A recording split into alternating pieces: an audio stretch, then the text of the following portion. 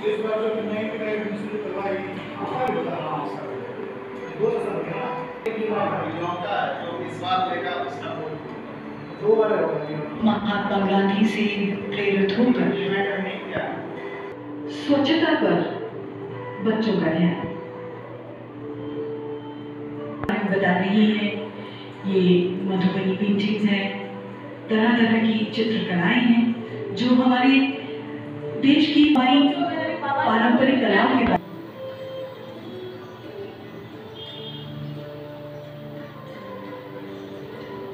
Every canvas is a journey all on its own. A picture, they say, is a poem without words. And these are some of the fine works we are seeing of the students of various schools from across the country. परीक्षा की उन सबका मार्गदर्शन करेंगे हमारे सामने और हमें बहुत अच्छा लगेगा कि सर हमारे साथ सब अच्छा बोलेंगे, बताएंगे हमें।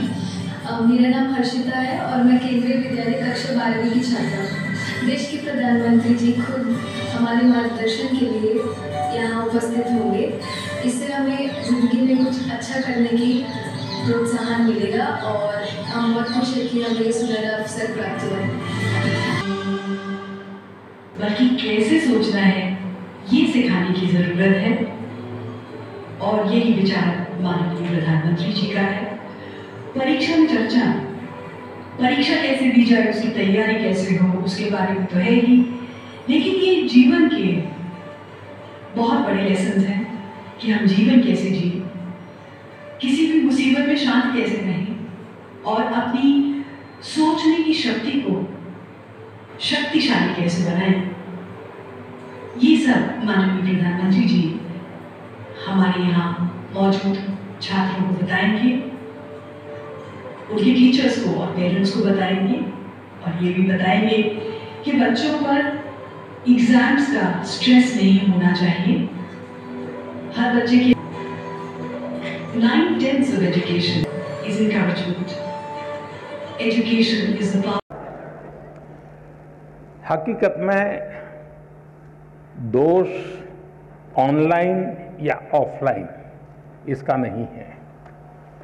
आप अनुभव किए होंगे, क्लास में भी बहुत बार आपका शरीर क्लासरूम में होगा, आपकी आंखें टीचर की तरफ होगी, लेकिन कान में एक भी बात नहीं जाती होगी, क्योंकि आपका दिमाग कहीं और होगा। कान को तो कोई दरवाजा नहीं लगाया है, कोई खिड़की नहीं लगाई, लेकिन मन कहीं और है तो सुनना ही बंद हो जाता है, रजिस्टर ही नहीं होता है। जो चीजें ऑफलाइन होती हैं वही चीजें ऑनलाइन भी होती हैं। इसका मतलब है कि माध्यम समस्या नहीं है, मन समस्या है।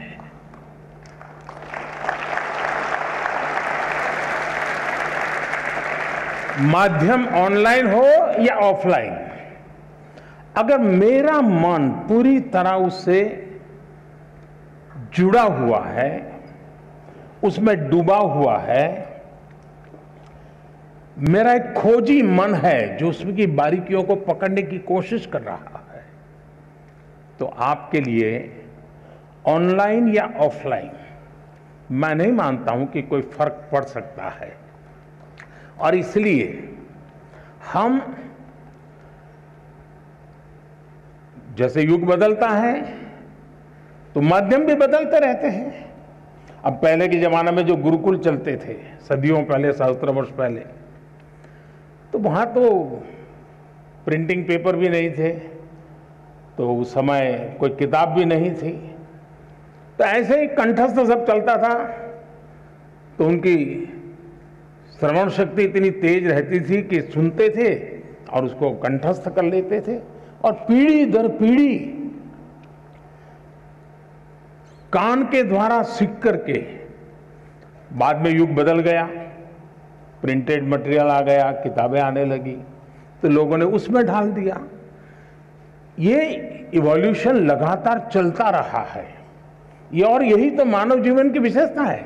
तो वो इवोल्यूशन का एक हिस्सा है कि आज हम डिजिटल गैजेट के माध्यम से, नए टेक्नोलॉजिकल टूल के माध्यम से बड़ी आसानी से चीजों को प्राप्त कर सकते हैं और बड़े व्यापक रूप से प्राप्त कर सकते हैं।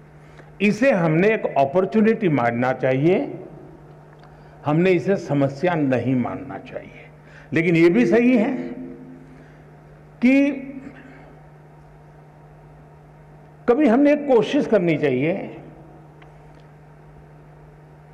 हम ऑनलाइन हमारी पढ़ाई को एक रिवॉर्ड के रूप में अपने टाइम टेबल में रख सकते हैं। मुझे पक्का विश्वास है कि मान लीजिए आपने आपके टीचर के द्वारा मिली हुई नोट्स और स्टैंडर्ड मटेरियल कहीं आपको ऑनलाइन अवेलेबल है, दोनों को बराबर देखेंगे तो आप ही उसका वैल्यू एडिशन कर सकते हैं।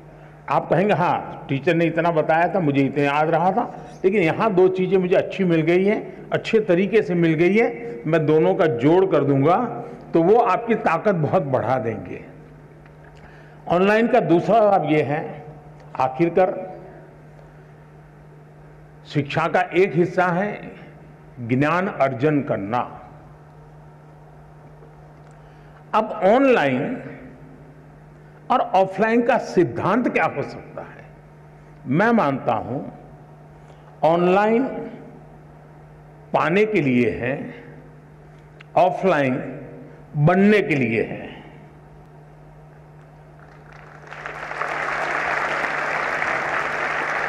मुझे कितना ज्ञान पाना है, कितना अर्जित करना है, मैं ऑनलाइन जाकर के दुनिया के जिस छोर से जो भी अवेलेबल है मैं अपने मोबाइल फोन पर या अपने आईपैड पर ले आऊंगा, इसको मैं अंगीकृत करूं।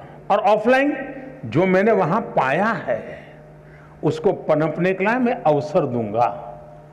मैं ऑफलाइन उस जो चीजों को, मैं अब मान लीजिए यहां साउथ इंडिया के साथियों ने मुझे पूछा, आखिर में बड़ा कम करते हुए बात हुई, टीचर महोदय ने पूछा, तो मैं ये कहूंगा कि मां ऑनलाइन आपने डोसा कैसे बनता है, कौन से इंग्रेडिएंट होते हैं, क्या प्रोसेस होता है, सब देख कर लिया, लेकिन पेट भरेगा क्या?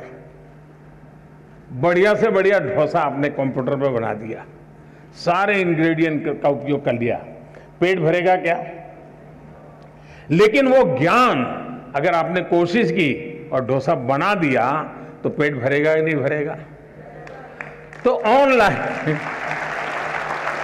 ऑनलाइन को आपका आधार मजबूत करने के लिए उपयोग करें, आपको ऑफलाइन में उसको जाकर के जीवन में साकार करना है। शिक्षा का भी ऐसा ही है। पहले आपकी जो किताब है वो, आपके जो टीचर है वो, आपका जो सराउंडिंग्स है वो, बहुत सीमित साधन थे ज्ञान प्राप्त करने के। आज असीमित संसाधन है, इसलिए आप अपने आप को कितना व्यापक कर सकते हैं, खुद का विस्तार कितना कर सकते हैं, उतनी ही चीजें आप उसको एडॉप्ट करते जाएंगे। और इसलिए ऑनलाइन को एक अवसर समझिए, लेकिन इधर उधर भटक करके काम करते हैं तो फिर टूल भी अवेलेबल है।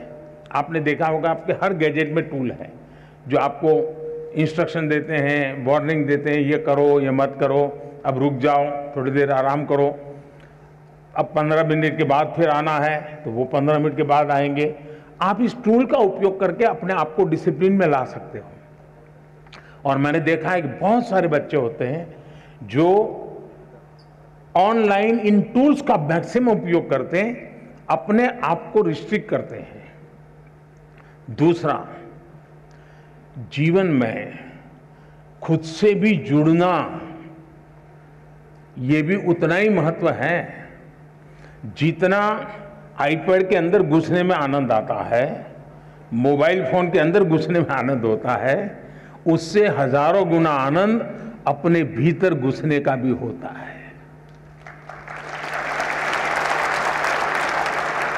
तो दिन भर में कुछ पल ऐसे निकालिए कि जब आप ऑनलाइन भी नहीं होंगे, ऑफलाइन नहीं होंगे, इनर लाइन होंगे। जितना अंदर जाएंगे आप अपनी ऊर्जा को अनुभव करेंगे। अगर इन चीजों को कर लेते हैं तो मुझे नहीं लगता है कि ये सारे संकट आपके लिए कठिनाई पैदा करेंगे।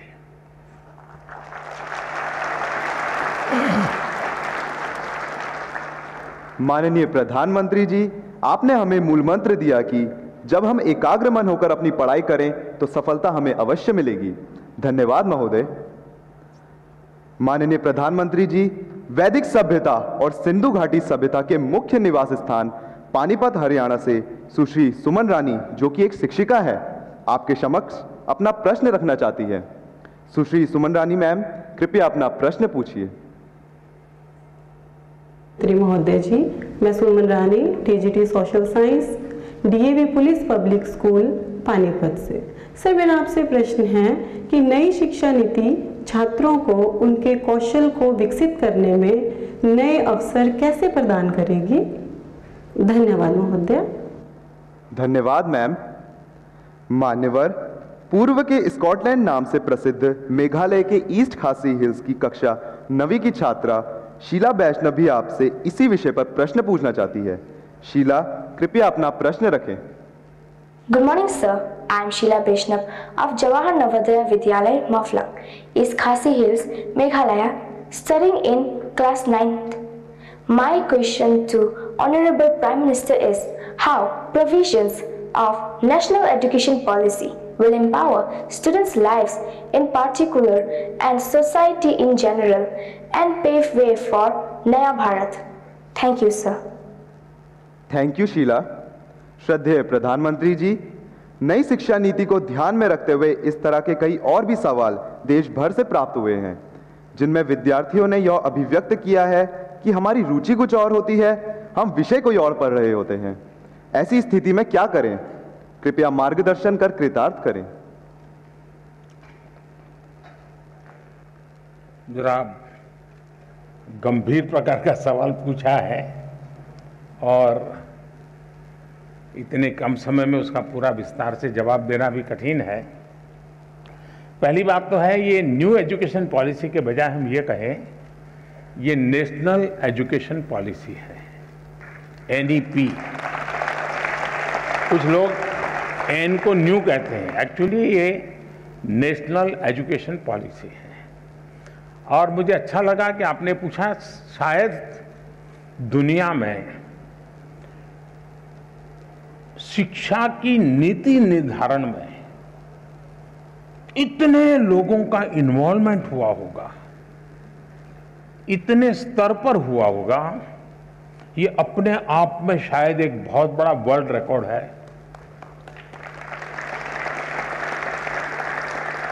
2014 से जब मुझसे इस कार्य के लिए आप सबने पसंद किया, तो शुरुआत से इस काम पर हम लगे थे। करीब 6-7 साल तक बहुत ब्रेनस्टॉर्मिंग हुआ, हर स्तर पर हुआ। गांव के शिक्षकों के बीच हुआ, गांव के स्टूडेंट्स के बीच हुआ, शहर के शिक्षकों के बीच हुआ, शहर के स्टूडेंट्स के बीच हुआ। बॉयज स्टूडेंट्स ने कहा, गर्ल्स स्टूडेंट्स ने कहा, दूर सुदूर पहाड़ों में, जंगलों में, यानी एक प्रकार से हिंदुस्तान के हर कोने में सालों तक इस विषय पर ब्रेनस्टॉर्मिंग हुआ। उस सब के जिस तैयार किए गए और देश के बहुत ही अच्छे विद्वान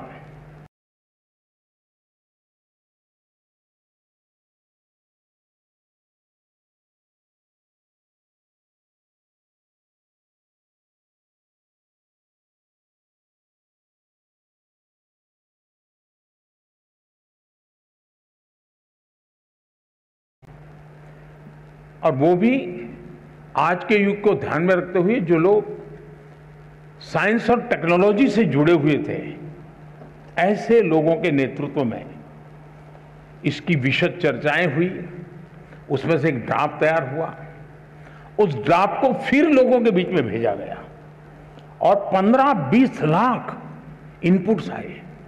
यानी इतना बड़ा एक्सरसाइज, इतनी व्यापक एक्सरसाइज, उसके बाद एजुकेशन पॉलिसी आई है। और ये एजुकेशन पॉलिसी को मैंने देखा है कि पॉलिटिकल पार्टी, सरकार कुछ भी करें तो कहीं न कहीं से तो विरोध का स्वर, कुछ न कुछ तो हर कोई मौका ढूंढता रहता है। लेकिन अब मेरे लिए खुशी की बात है कि नेशनल एजुकेशन पॉलिसी का हिंदुस्तान के हर तबके में पुरजोश स्वागत हुआ है और इसलिए इस काम को करने वाले सब अभिनंदन के अधिकारी, लाखों लोग हैं जिन्होंने इसको बनाया है। ये सरकार ने नहीं बनाया है, देश के नागरिकों ने बनाया है, देश के विद्यार्थियों ने बनाया है, देश के टीचर्स ने बनाया है और देश के भविष्य के लिए बनाया है।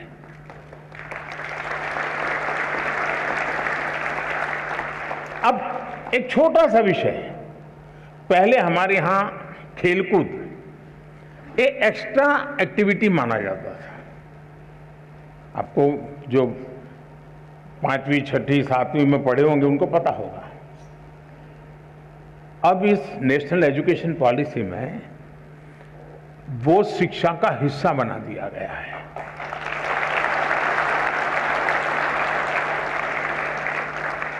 यानी खेलकूद खेलना खिलने के लिए बहुत अनिवार्य होता है। बिना खेले कोई खिल नहीं सकता। अगर आप खिलना चाहते हैं, खुलना चाहते हैं तो खेल जीवन में बहुत जरूरी है।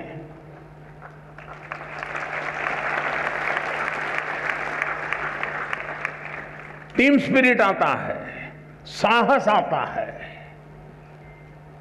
अपने प्रतिस्पर्धी को समझने की ताकत आती है। ये सारी किताबों में से जो सीखते हैं खेल के मैदान में आसानी से सीख सकते हैं, लेकिन वह पहले हमारी शिक्षा व्यवस्था से बाहर था, एक्स्ट्रा एक्टिविटी था, उसको प्रतिष्ठा दी।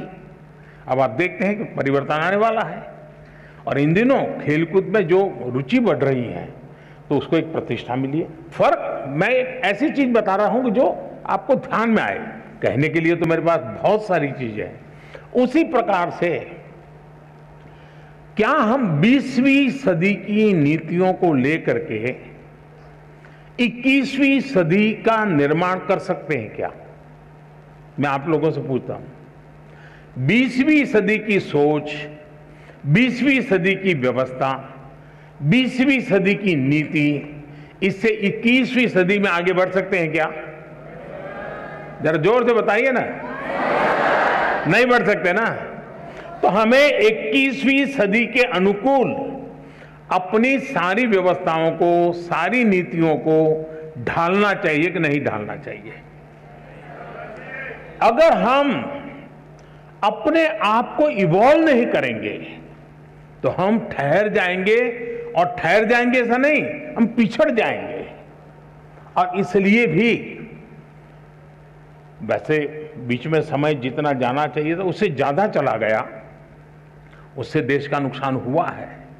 लेकिन अब जब हम पहुंच चुके हैं, अब जैसे आज हम देखते हैं कि कभी कभार माँ बाप की इच्छा के कारण, रिसोर्सेज के कारण, नजदीक में व्यवस्था के कारण हम अपनी इच्छा के शिक्षा के लिए आगे नहीं बढ़ पाते हैं, और सब प्रेशर के कारण और प्रतिष्ठा के कारण एक ढर्रे पर चले गए, हाँ नहीं नहीं डॉक्टर बनना है। लेकिन हमारा जो इंस्टिंक्ट है कुछ और है। मुझे वाइल्ड लाइफ में इंटरेस्ट है, मुझे पेंटिंग में इंटरेस्ट है, मुझे टेक्नोलॉजी में इंटरेस्ट है, मुझे साइंस में इंटरेस्ट है, मुझे रिसर्च में इंटरेस्ट। अब कारणों से मेडिकल में तो चला गया, पहले तो गए हैं, तो फिर इस पाइपलाइन में यहां घुसे आप तो आपको वहां ही निकलना पड़ेगा दूसरे छोर पे। अब हमने कह दिया ऐसा जरूरी नहीं है कि आप प्रवेश कर लिया लेकिन 1 साल 2 साल के बाद लगा कि नहीं नहीं भाई मेरा रास्ता ये नहीं है, मेरा तो मिजाज वो है, मैं वहां जाना चाहता हूं। तो अब नेशनल एजुकेशन पॉलिसी आपको नए रास्ते पर जाने का अवसर देती है, सम्मान के साथ अवसर देती है।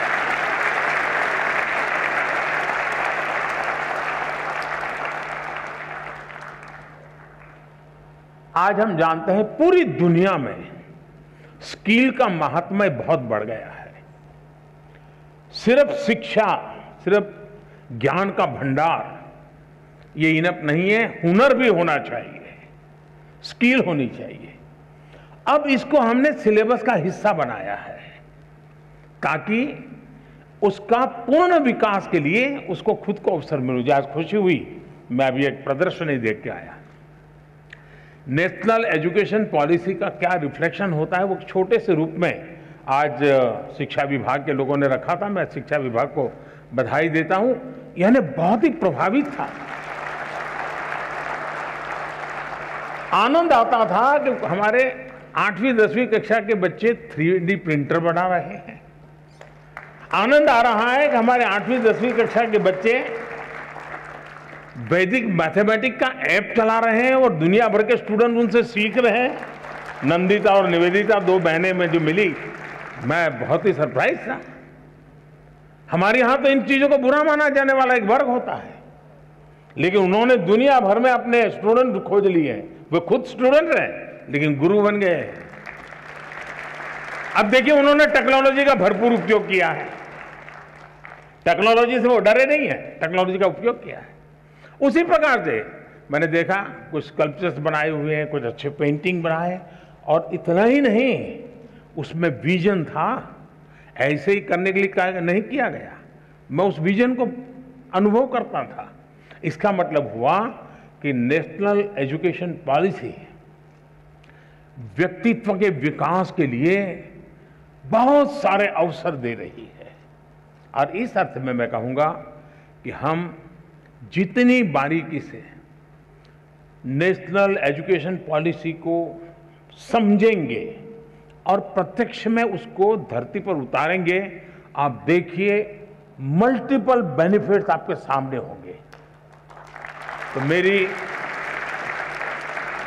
देश भर के टीचर्स को, देश भर के शिक्षाविदों से, देश भर के स्कूल से मेरा आग्रह है कि आप इसकी बारीकियों को जमीन पर उतारने के नए नए तरीके डेवलप कीजिए, और जितने ज्यादा तरीके होंगे उतने ही ज्यादा अवसर प्राप्त होंगे। मेरी शुभकामनाएं हैं।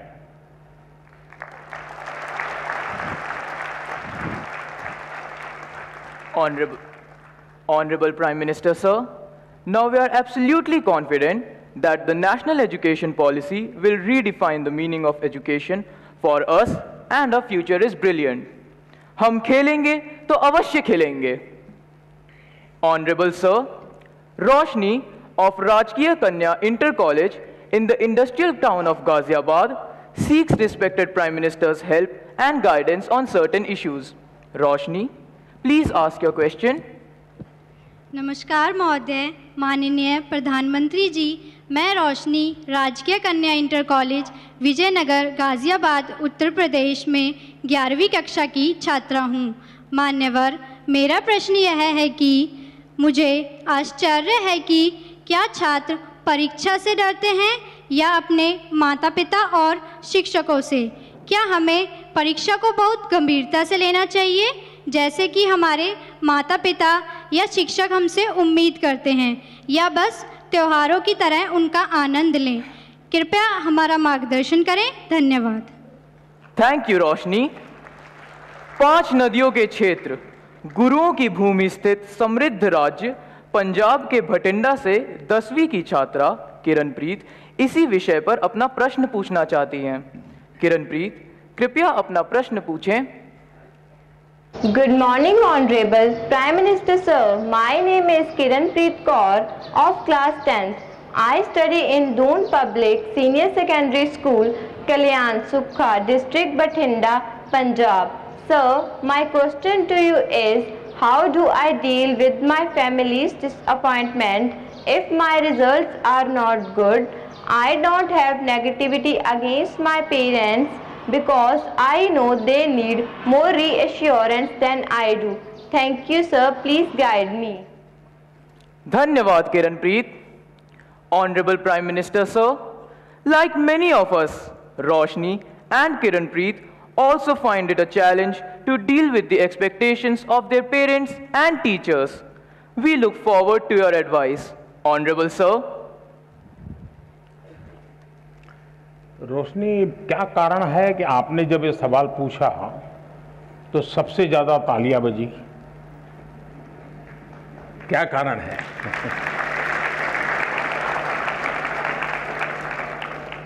मुझे लगता है कि आपने सवाल स्टूडेंट के लिए नहीं पूछा है, आपने बड़ी चतुराई से पेरेंट्स और टीचर के लिए पूछा है। और मुझे लगता है कि आप चाहती हैं कि मैं आज यहाँ से हर एक के पेरेंट्स को और टीचर्स को कुछ यहाँ से कह दूं ताकि आपके काम आ जाए।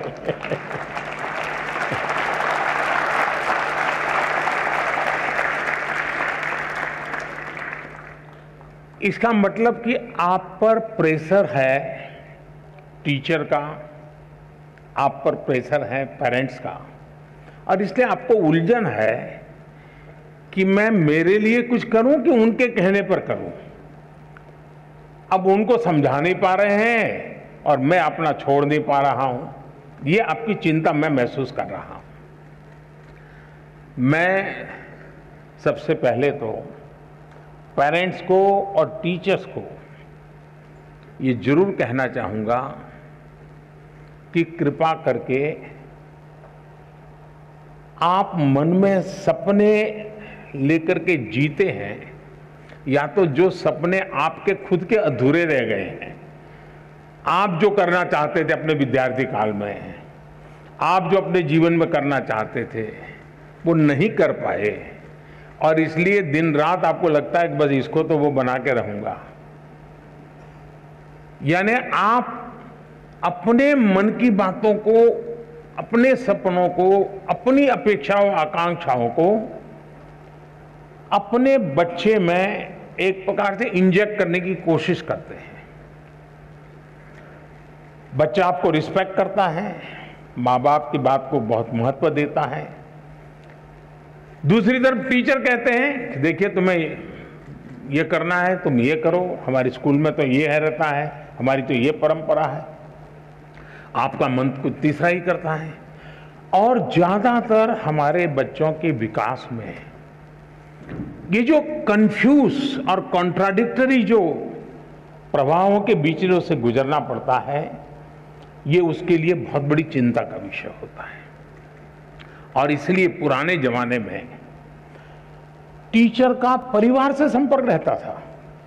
परिवार के हर लोग को टीचर जानते थे, और परिवार भी अपने बच्चों के लिए क्या सोचता है उसे टीचर परिचित होते थे। टीचर क्या करते हैं, कैसा करते हैं, वो उससे पेरेंट्स परिचित होते थे। यानी एक प्रकार से शिक्षा एक, चाहे स्कूल में चलती हो, शिक्षा घर में चलती हो, हर कोई एक ही प्लेटफॉर्म पर होता था। और उसके कारण अब क्या हुआ है, बच्चा दिन भर क्या करता है माँ बाप को समझ नहीं है, जानते नहीं है। टीचर को सिलेबस से लेना देना है, मेरा सिलेबस पूरा हो गया, मेरा काम हो गया, मैंने अच्छी तरह से पढ़ाया, बहुत मेहनत करके पढ़ाते, ऐसा नहीं कि नहीं पढ़ाते, लेकिन उसको लगता है कि मेरी जिम्मेवारी है सिलेबस पूरा करूं, वो मेरा दायित्व है। लेकिन बच्चे का मन कुछ और करता है।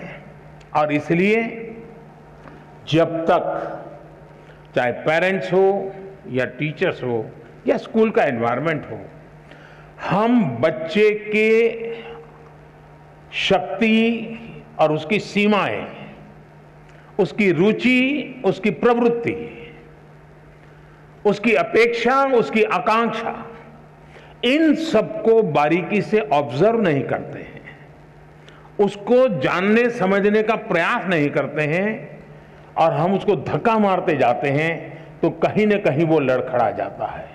और इसलिए मैं रोशनी के माध्यम से सभी पेरेंट्स को, सभी टीचर्स को कहना चाहूंगा कि आप अपने मन की आशा अपेक्षा के अनुसार अपने बच्चों पर बोझ बढ़ जाए, इससे बचने का प्रयास करें।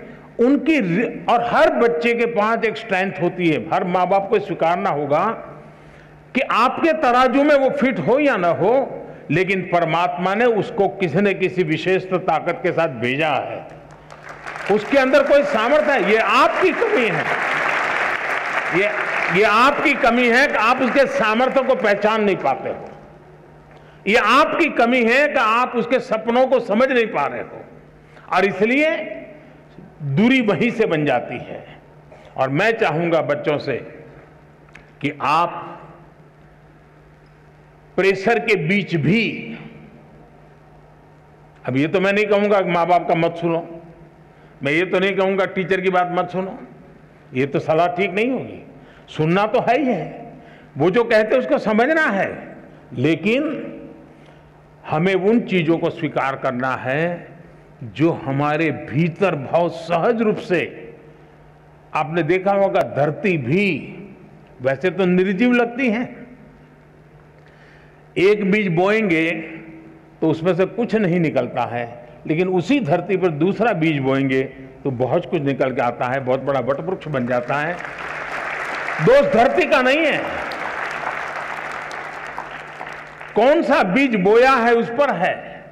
और इसलिए आपको पता है कि कौन सी चीज आप आसानी से अडॉप्ट कर लेते हैं, कौन सी चीज आपको मन के साथ एकदम उसमें आगे बढ़ जाते हैं। आप जी जान से उसमें जीतते जाइए, आपको कभी बोझ महसूस नहीं होगा। और शुरू में शायद शुरू में रुकावट आएगी, लेकिन बाद में परिवार गर्व करने लग जाएगा। हाँ, हम तो सोचते थे कि इसमें ये बहुत अच्छा किया, आज तो हमारा नाम रोशन हो गया। 4 लोगों के बीच में बैठते हो तो तारीफ होती है। जो कल तक आपको ताकत को स्वीकार नहीं करते थे, वो आने वाले समय में आप ही के ताकत का गौरवगान करना शुरू कर देंगे। और इसलिए आप हंसते खेलते उमंग के साथ जो मिनिमम रिक्वायरमेंट है उसको पूरा करते हुए, अतिरिक्त जो सामर्थ्य है उससे जोड़ते हुए आगे बढ़ेंगे, आपको बहुत फायदा होगा।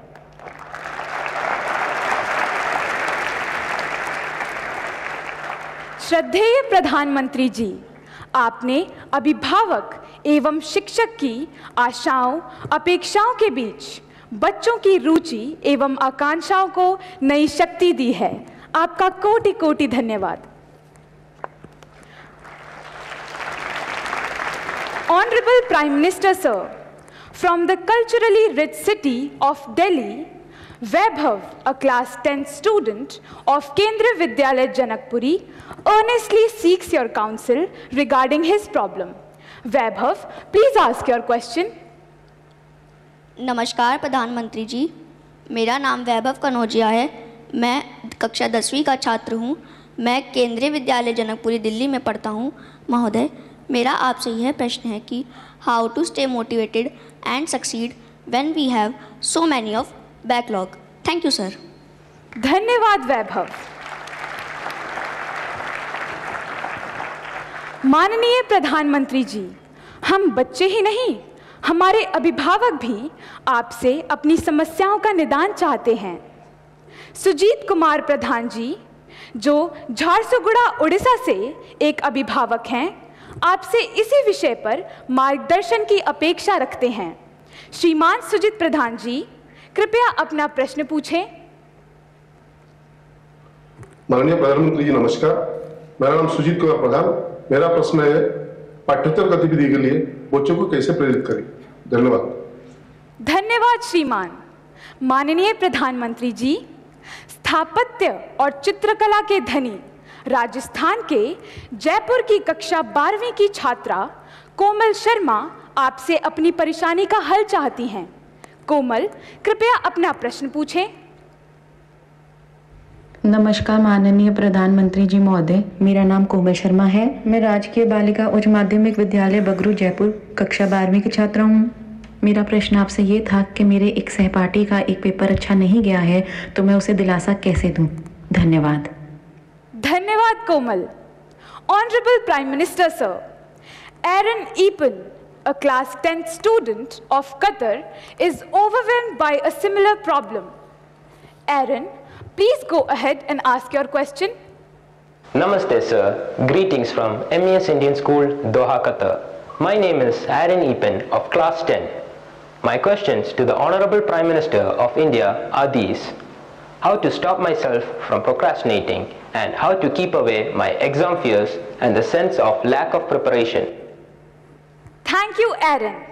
Honorable Prime Minister, sir, Vaibhav, Mr. Pradhan ji, Komal and Aaron are eager to gain from your wisdom on how to handle the problem of lack of motivation and how to sustain commitment to academics.